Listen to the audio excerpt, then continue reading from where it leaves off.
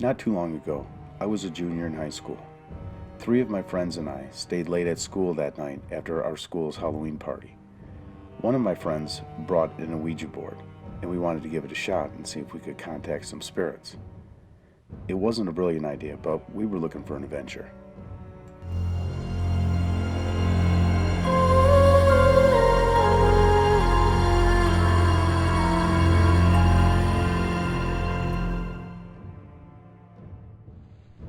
My friend suggested that we sit under a big maple tree, so we did and continued with our sketchy ritual.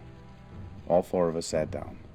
Setting up the game, we started talking about how there have always been rumors at our school about it being haunted even before we attended. We all looked forward to some kind of paranormal contact because none of us had ever experienced any hauntings for ourselves. It was Halloween, and we all wanted to get spooked. Under the maple tree, our only light came from the school's dim-lit mercury light nearby, illuminating the surroundings. Playing around with each other, we joked by making our best impressions of our scariest voices. We set the Ouija board in place between us. We all watched a lot of movies and had a good idea of how it worked. We all proceeded to place the tips of our fingers from one hand on top of the planchette. We sat there looking at each other until one of us said, "What's next?" Was there really a right way to start a sketchy ritual, I thought to myself. If there were instructions, we didn't care to look in the box because it was too dim lit to read them anyway. We just started asking it questions. "Is anyone here? Please talk to us." One of the girls joined in. Still nothing. No movement on the board. One of my friends jerked the planchette and it startled Sydney. She screamed and we all laughed. We decided to give it another shot. We all placed our index fingers on the planchette once more and asked, "If there was anyone there, we would like to talk to you." When we were set to give up, a big gust of wind was breaking through the tree we were sitting in. I remember thinking, we just made contact, and I was a little scared. My friend sitting beside me said, "My mom warned me about playing with forces we don't know." We continued, "Did you die here? Are you the headless teacher that haunts the school? Are you a hottie?" My friend giggled. At this point, we were all throwing random stupid questions and didn't get any response. "This is bullshit. I don't want to do this anymore," my friend said, irritated. We were all thinking the same. Just then, a group of dogs from the neighboring house started barking at us through the chain-link fence. These dogs were growling and showing teeth. We all screamed and, without finishing the ritual, bolted right out. We didn't all see each other again until after Halloween break.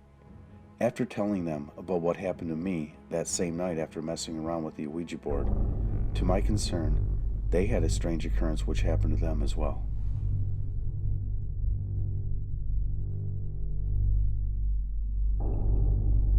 Sydney said that when she was walking up to her house, she realized that she never took her house key with her to the party, and she may not be able to get in. It wasn't really a big deal since she could see the light on in the house telling her that her brother was home.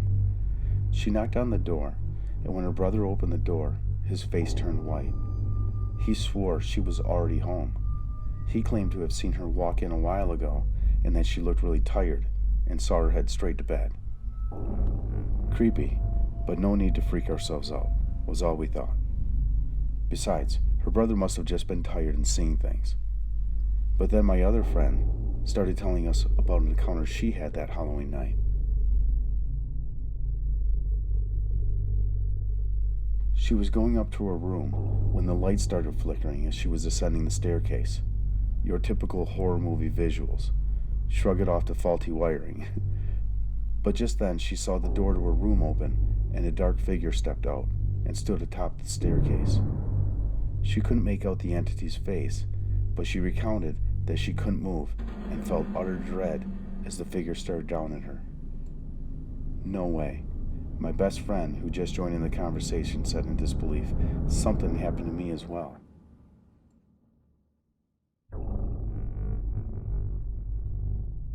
He recalled that he was sleeping one night when he woke up feeling really uncomfortable.